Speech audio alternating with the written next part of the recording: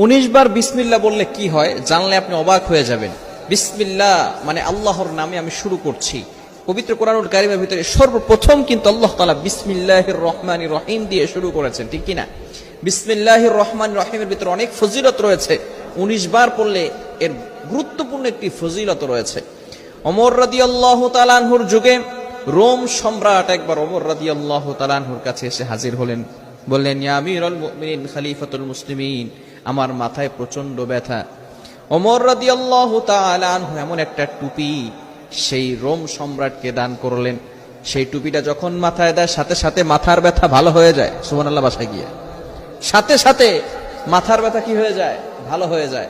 আবার যখন সেই মাথার টুপিটা খুলে ফেলে আবার তার মাথা ব্যথা হালকা হালকা শুরু হয়। এবার সকলে অবাক হয়ে গেল সেই টুপির ভিতরে কি আছে।